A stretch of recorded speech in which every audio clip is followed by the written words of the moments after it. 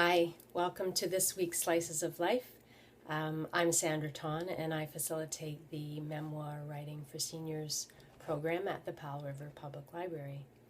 I'm reading today two memoirs. They're very short, and it just shows that memoir doesn't need to be a full-length book or a long essay. It can really be a very short slice of life. And these memoirs were published in the book Slices, a Memoir Anthology published by the library. The first story is by Shirley Ruth Lee.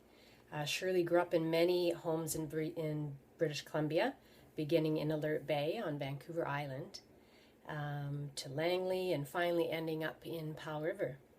She has combined her passions and efforts in genealogy, sewing, and writing into one large project, a quilt, featuring the 24 homes, along with family photos and a book of memoirs to tell her stories.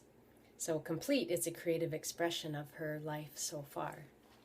So this story that was published in the Slices book by Shirley Ruth Lee is called Monkey Fights.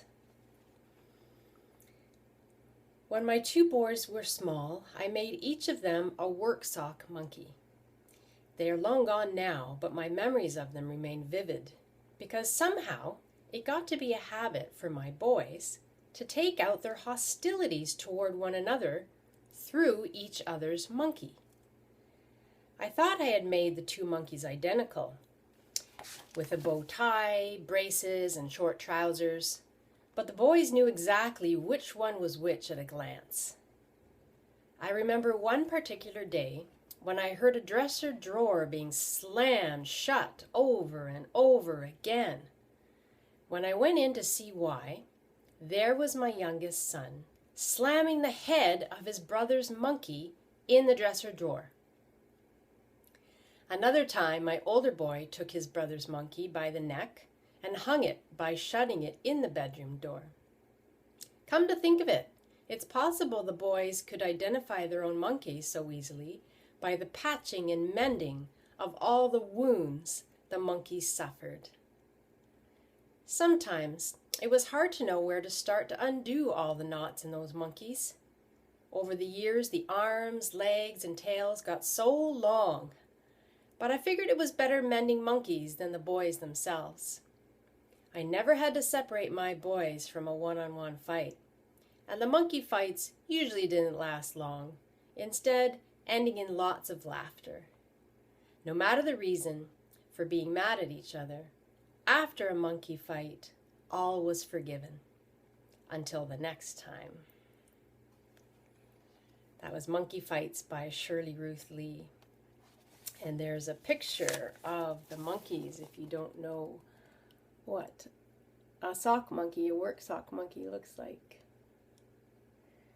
So Shirley wrote this quite a few years ago now, 6-7 years ago, and just recently in the last few months, and I had another memoir writing course, group of seniors, and I told them about this book and some of the other anthologies that we've published.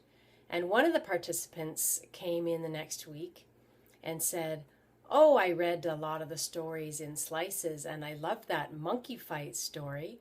And it put me back," she said it put her back in touch with Shirley, who she hadn't been in touch with for a while. And they got to talking. And she said, "I'd like to sew one of those monkey socks." And long story short, they got together a group of them, and Shirley taught them all of them how to make work sock monkeys. So this little story that she wrote, 7 years ago, it caused some ripples, like when you drop the pebble in the pond, ripples even to this day. And now the work sock monkey tradition continues in Powell River anyway.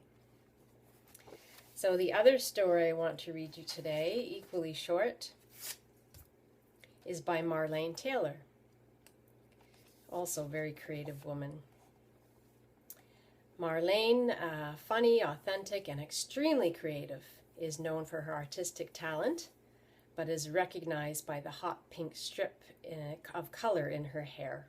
Much of her time is being spent creative, including teaching others in their creative pursuits. Marlaine makes wonderful, everything, cards and sewing and jams and fabric arts, and she's also a wonderful writer. So this is her short story that she wrote for this anthology. It's called Color TV. On a Sunday in 1955, my family went to my grandmother's home for dinner. I was especially excited because I'd be seeing my first television. It was already turned on when we arrived, and my cousins, aunts, and uncles were enjoying it. By the time we were called to dinner, I was deeply engrossed in a program called Lassie. "Can I turn off the television and finish watching it after dinner?" I asked. The adults all laughed. Then my great-grandfather asked how often the film and the TV needed to be changed, causing more adult laughter. When we had our own TV, I'd hurry home after school to watch Lassie, a wonderful dog, and Howdy Doody. Howdy was a marionette dressed in full cowboy regalia, much like the modern-day Woody of Toy Story. We all loved anything cowboy back then. One evening at dinner, I was telling my family about a program I'd been watching earlier and mentioned the red and white checked tablecloth in one of the scenes and the blue, red, and white checked shirt the cowboy was wearing. My father said it couldn't be, as TV was black and white, not color. I argued vehemently. I knew I'd seen blue skies and green grass.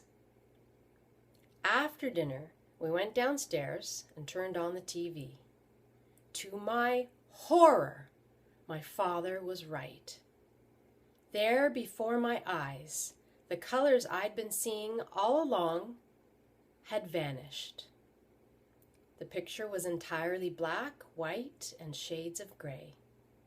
I cried and cried. To this day, I believe I'd never have realized that TV was anything but color if my father hadn't told me differently. It's by Marlaine Taylor, Color TV.